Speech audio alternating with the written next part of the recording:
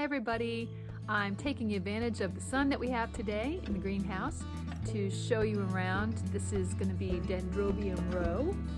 This is the west side of the greenhouse and one of my favorite parts of the whole greenhouse, because if you've read any of my blog posts, you know that dendrobiums are my favorite. So I'm going to turn the camera around and show you what we've got in bloom and what other interesting things we might find along the way.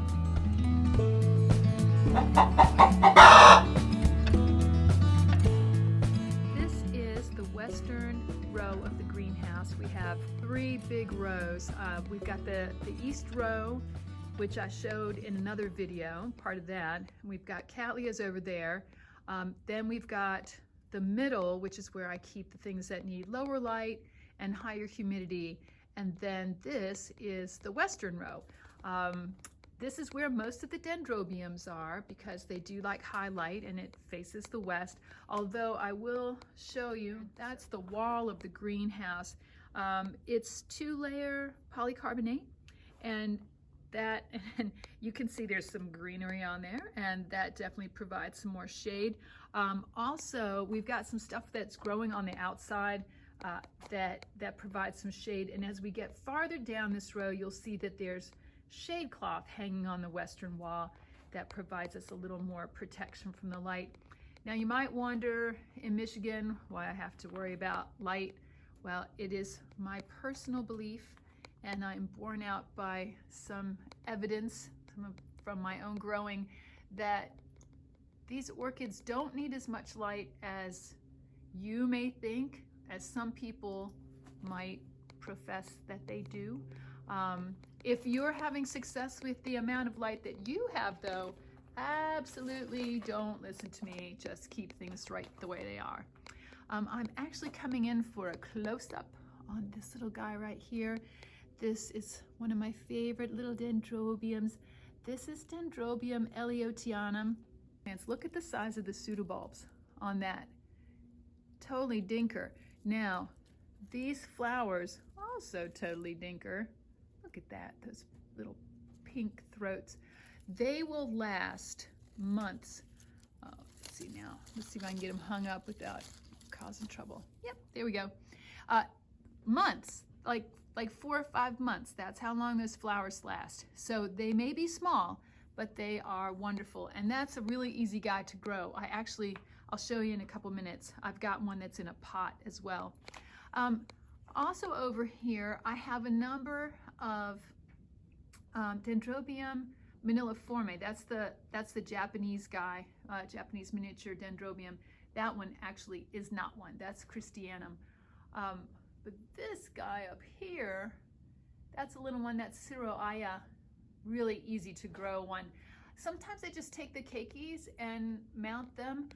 I have actually found that they love growing mounted. The truth is that maniliforme is actually, it's both an epiphyte and a lithophyte. Lithophytes are plants that can grow on rocks, litho meaning rock, which tells me that they don't mind having dry roots. So, one thing that I tell people is plants that have fine roots need to stay more moist, and plants that have fat roots, like Lord knows where this is coming from. Actually, it's coming from this vanda right around the corner.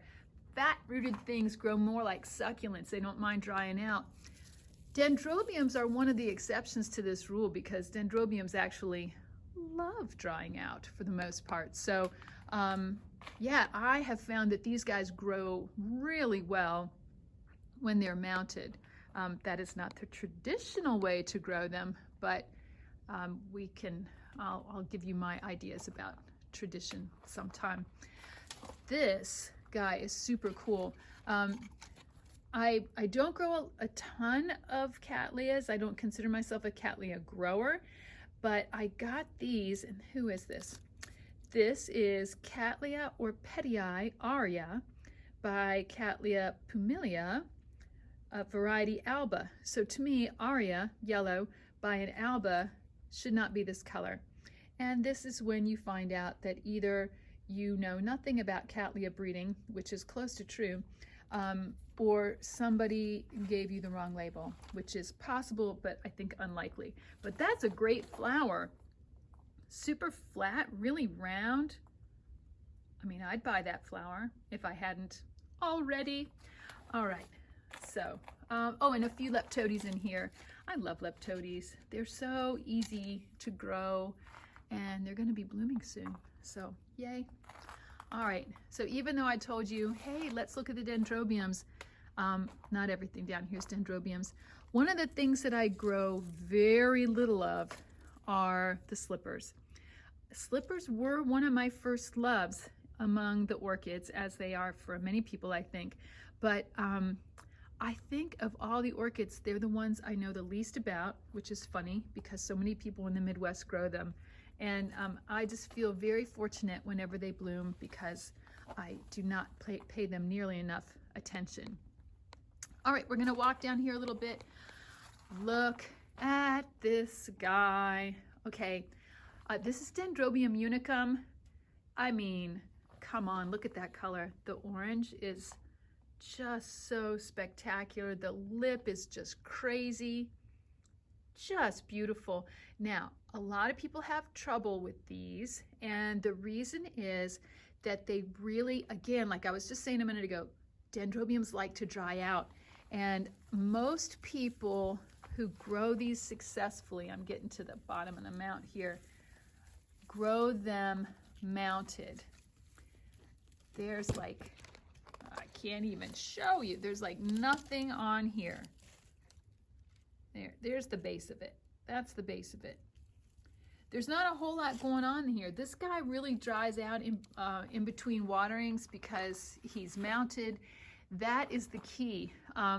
When they're growing in the summer and like blooming right now in late winter to spring, it's not so hard. The problem is in the winter, people give them a rest and it often results in their death. Here is another very exciting thing. This is Dendrobium lindleyi, aggregatum, and Jenkensii. All of them have these wonderful yellow flowers, which apparently we're going to be seeing soon. And they have a really cool creeping habit that I just love. Now, aggregatum and lindleyi are synonyms. They both get multiple flowers on the same inflorescence. So this spike here, that's the inflorescence, and we're going to have multiple flowers. Dendrobium jenkensii, which we'll see when we get farther down the row here, if I ever get past this area, that gets single flowers, same flower. You couldn't actually tell the flowers apart, I don't think, but same flower, but only one flower per inflorescence. That's the difference. All right, we're coming down here. I'm telling you, I could just talk about dendrobiums forever. Look at this super cool guy. This is Dendrobium Aphrodite. He is no longer $30, I can tell you that. This is a ginormous guy, but look at the knuckles. I just love the canes on here. What an interesting shape they are. Now, I will tell you, this has a beautiful flower, but that's not what I bought it for. I bought it because it has really interesting shape to it. I just think they're really cool looking plants. Oh, here's a little Jenkensii. I've got some more later on, but since I was just talking about it, see how small he is compared to, I'm going to put him up here next to the aggregatum / lindleyi, which are the same thing. And now this little guy, this little creepy dude, I mean that in a good way because he's a creeper, he will produce essentially the same flower just in singles. So yeah, I love Jenkensii. It's one of my favorites. We've got Dendrobium mini snowflake. It looks like they may be thinking about blooming soon. These guys are interesting because when they're in bud, they have pretty white buds that have purple flowers, or sorry, purple spots on the reverse side. And I'm a weirdo. I like them when they are in bud even more than when they're open because I like seeing those spots, which are hidden when it opens up. This is one of my prize dendrobiums, even though you would hardly know it as a dendrobium. This is Dendrobium tenellum. I got this from Andy's Orchids. I saw it from across the room and we locked eyes. Not Andy and I, but me and this dendrobium. And I had to have it. He blooms almost all year. Sometimes he takes about a week-long rest, and he makes just these cute little white flowers. It's kind of like, it almost reminds me of baby's breath. It's got fine foliage and very small flowers. Really beautiful little thing. I love that guy. Who else? Anybody else blooming up here? I love these little guys. This is Dendrobium genetianum. It's a pretty rare, there's the name. It's a pretty rare variety. I saw some pictures online, but I haven't seen anybody else that had it. I got a whole flask of them, and they finally have taken off. They're doing really well. That's actually blooming size. I love these super minis. They're really cool. Okay, put that back up there. Another one, I love the Australian dendrobiums that were at one time classified as dacrylias. So that one is, I believe that one's Dendrobium Lycanastrum variety Prentici. There is another Lycanastrum that's slightly different. Prentici is the one that you'll see more often. And it's just really neat that those sort of pencil-like leaves, those are called terete leaves, and that's my favorite leaf type. All right, let's see who else we have over here. Got some bigger dendrobiums down low. Oh, and here, this is Dendrobium Issei. It has some Dendrobium maniliforme in its background. This is actually a hybrid. Makes great flowers. Nice big guy. He's in a basket. Most people say that they keiki really readily, and although I have a lot of dendrobiums that keiki a lot, this is not one of them, which makes me kind of sad because then I'd have more to share. Here's another one, Dendrobium Issei. There's also Super Issei. One of these actually might be a Super Issei. Look at the roots on this guy too. It's nice to have some Spanish moss if you can get your hands on some, just to sort of drape over these guys because it really keeps the roots happy. All right, I'm gonna swing down low. Right beneath those guys are a bunch of my Dendrobium maniliforme. These are beautiful little miniature Japanese dendrobiums. Look how tiny he is, and beautiful. They are typically collected for their beautiful foliage, not just for their flowers. Flowers are gorgeous, actually a lot like the Issei that you just saw, just a little bit smaller, and fragrant, which is great. These guys are deciduous, meaning that they drop their leaves in the winter, unless you keep them warm all year. Now these guys have not, obviously, it's wintertime right now, it's January, so they shouldn't have leaves. Why do they have leaves? It's because they didn't have a cold period. The people who were growing them before me were keeping them on the warm side so that they would keep the leaves. And that's okay, that's fine. It probably means they won't bloom very well, but when you are growing something for the leaves, it doesn't really matter so much. This is a dendrochilum. Many people pronounce this dendrochilum, just so you know, it's dendrochilum. A lot of times, almost always in Latin, that CH in the middle of the word is a K and not a Ch, just so you know. Dendrochilums, very easy to grow. They like to be on the moist side. They like moderate to low light, and they often smell really good. This is Dendrobium, this is Trigonopus. Trigonopus. It has a beautiful, bright yellow, very waxy flower, and I finally got some more. Anytime somebody sees this in bloom, they want it, and I haven't had it before this year, so I'm really happy that I actually have some of those right now. Look at this guy. I don't do a lot of these Tolumnia sylvestris. I don't do a lot of the equitant oncidiums like this guy. I got this from my friend Bill Porter when he was retiring. I love this. It's just a big ball of happiness, and it makes beautiful white flowers. I'll have to show it to you when it's in bloom. And up here we got a Rhynchostylus gigantea. Yay. He has been in bloom for at least 3 weeks. He still looks really great. I'm super happy about that.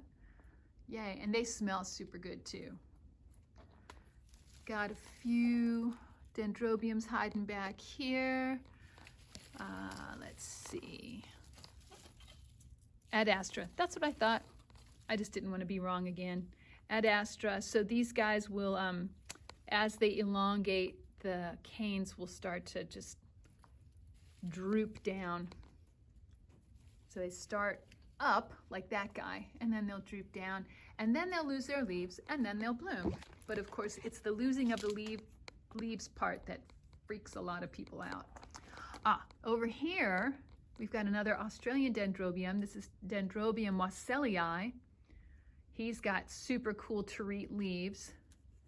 And in the summer, he'll get really big inflorescences of white fluffy flowers. Super neat guy. Again, those Australian dendrobiums, you really can't beat them. I love them. Then we go, I've got some hanging guys, and then a little hanging area of super minis. Here's Dendrobium linguiforme. It's another, oh no, you guys are backlit. I'm sorry, you can't see that very well. Let me take them down. There you go. That's linguiforme. Look at the cool leaves on that. They're nicely textured, and they're so hard. They're seriously like succulents. I love those. It gets kind of tiny flowers, if I'm remembering correctly, but I love it for the growth form. Creepy, funky looking leaves, just my type of guy. We got another Lycanastrum. Forgot who it was again for a second. This is my, oh Lord, come down. There we go. This is my prize Xenorchis fragrans. It's, you know, I killed a whole bunch of these before I figured out the key. The key to growing them is to keep them on the dry side. They like to be bright, and they like to be warm, and they like to dry out. I'm just so used to tiny things not wanting to dry out too much. So he has done really well, and you can see the spent flower spikes. He bloomed really well for me this year too. There are actually a lot of Xenorchis species, many of which are easier to grow than that guy. Oh, I got these really cool guys in from Thailand. This is Dendrobium uncatum. I can't believe that I'm not sold out of these, because if it were me, oh, it is me. I did buy these. Yeah, I would have like 5 of them because they're super cool. In fact, I've got to make sure I put one aside for myself. And then this is, these guys all need to get mounted. This is Dendrobium rosellum. It's a braided looking guy. I love the foliage on these guys too. Now I do have a big one of these. The leaves will get to be like maybe 8 inches long. Yeah, something like that. I mean, they get big. These guys are still small and very cute, but at any size, they're super cool because, again, that braided thing happening. There is a mass of Dendrobium. Let's see, this one's Pierardii. Easy for me to say. This is another one that as it matures, it loses its leaves, and then the flowers will come off of these naked canes. I tell everybody, if they're venturing into dendrobium land, never freak out when dendrobiums start losing leaves. For many of them, that's just part of their life cycle. And even for those where it's not part of their life cycle, you would be surprised at how much abuse they can take before they die. I mean, it's kind of hard to kill a dendrobium. Well, I'm sorry that we're seeing this guy so late. He's almost done. But this is Dendrobium tetragonum. Oh, I see he's got some bug issues too. All right. Okay, it is true that pretty much everybody who grows orchids is going to have some bug issues. And the thing to do is keep an eye out. Try to be diligent. When I see something like that, if I weren't making a video, I would just run and get my bottle that's got, I like All Seasons oil. It's basically like a mineral oil, but any kind of oil spray and a soft toothbrush, and you just go to town on that guy. Just, look for the bad areas and just gently scrub them down and keep your eyes out, and they'll be fine. They'll be fine. As long as you catch things early, then you don't have to go with the big guns. Ooh, look at this. Now, is this Kuringai? Who is this? Yes, it is Kuringai. This is a hybrid. I picked up a bunch of them at the Redland show a few years ago. As soon as I saw it, I fell in love with it. Because it's a hybrid, every single plant is a little bit different, but they all have this basic shape to the flowers, which I love. Now, somebody came in a couple of months ago now, and I had a yellowish one that was blooming. This is on the same plant, by the way. I had a yellowish one that was blooming, and they just didn't like it. Not because of the color, they just didn't like the shape. But everybody's different, and that's part of what makes orchids so interesting. This also on the same plant. A lot of times you'll see that orchids will change the color. The flower color will change slightly with the age of the flower. But look, that's just so wild. It is on the same plant, yeah. Look at the lip on this flower, and then look at the lip on that flower. Same plant. Freaky.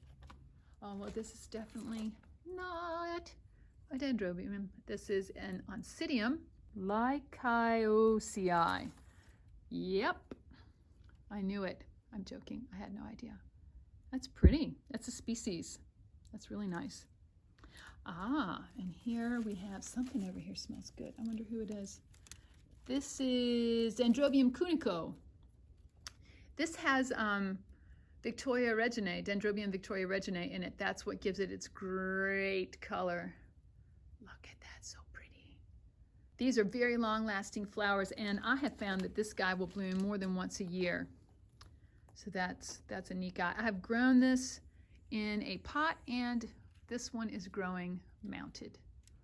They grow fine either way. If you find that you can't keep the humidity up where you're growing, then it's totally fine to grow it in a pot. It will not mind at all. Oh, so while we are in dendrobium land, of course, because it's bright, it's a great place to hang my my vandas. So I do have a bunch of vandas hanging over here as well. I like to stay with the smaller vandas. So a lot of the ones that have Rinca stylus in their background. So Rinca stylus, this is a species Rinco. This is we saw one of these earlier. This is Rinca stylus gigantea. Beautiful flowers. So it's great because Rinca stylus doesn't get overly tall. So it's great for me to have that in the background of the Vanda hybrids because it keeps them a little more compact. And who doesn't want that in the background of the flower? I mean, spots, my favorite, great flowers, fragrant. I mean, that's just wonderful. I love all of the above. Oh, we got another guy that's getting ready to bloom here. Yay. This is Dendrobium aphyllum. Aphyllum means without leaves. Because this guy will lose his leaves. And this was a present from my friend Kay down in Tulsa. I always stay with her when I do the Tulsa show. Tulsa people are so fun. Tulsa is a really great fun town, I have to say. I love going down there. Everybody's so friendly. And Kay and I have a great time. This is a Dendrobium hybrid, super showy flowers. Now when you get these coming right out of Hawaii, they're usually covered in flowers. Michigan and Hawaii are not known for their similar growing conditions. So I don't get the great flowering that they do. Probably if I paid a little bit more attention, I could do a better job. I do have some buds coming there. You know, the thing is, you can't grow 50 different types of things really well when you're just one person with one greenhouse. But that said, I try to do a good job on as many things as I can, and I'm always trying to get better. You know, nobody's perfect. I like a lot of different stuff, and so I grow a lot of different stuff, and it makes me happy. This is Vanda Moats Adorbs, and this is a Martin Moats cross. Martin does a lot of great crosses with a lot of smaller Vandas, which are great if you're a home grower because you don't have room for a big Vanda. I'm growing these in baskets, but these would work great in a pot as well if you're a home grower. Look at the happy roots on there. Yay. You know you're doing well when your roots are nice and round and filled out. When they're dry, they're white, and when you've watered, they're green. Who else do we have down here? I just saw, yep. There we go. Not quite open all the way, but look at the color on that flower. Now this says, yes, I'm just not going to try to pronounce this because it has a Chinese name. Okay, so I'm going to show you the name. Dendrobium UP. Now you can laugh at me. It's Ying Feng. I know I said it wrong. But it's aggregatum by Jenkensii, and you saw both of those earlier in the video. Does it look familiar to you? Yes, it's a cross between two very popular guys that have that same flower. And remember, one of them has multiple flowers per inflorescence, the aggregatum, and then Jenkensii has a single flower per inflorescence. And this looks like, it had two, and now one is still remaining. Like I said, it's not open all the way. It's going to flatten out, but yay, that's very exciting. I'm super glad about that. Those are cool plants. Oh yeah, and here are my bigger Jenkensii. You saw that little tiny one earlier. I love this. I mean, wow, that's just so cool looking. It's very creepy. It's just covered the whole pot. I just love that. And so how many do you need? Well, if you're me, you need as many as you can lay your little hands on because I just love them, and every one of them is an individual and wonderful. I mean, yeah, so this is another one. I know you're thinking, like, how many do I need to see? But they're like sculptures. I just think they're beautiful. Okay, I've got some of my bigger dendrobiums in here. They could definitely use a little TLC. You know, dendrobiums, they don't need repotting very often, but I think they like to be not taken out of the pot, but just, you know, picked up, handled, cleaned up, make sure that they're in a spot where they're getting enough water. You know, just be nice to them. Tell them that you love them every once in a while. That is not a dendrobium. This is a Brassivola Little Stars. I mounted these guys, I think last fall, and they have just taken off. They're so happy over here in dendrobium world. Ooh, look what I just found. He was open before I left. Right after Christmas, I went down to Virginia to visit my family. I'm gonna stick my nose in this. Here, smell. Do you smell anything? Okay, now I'll tell you what I smell.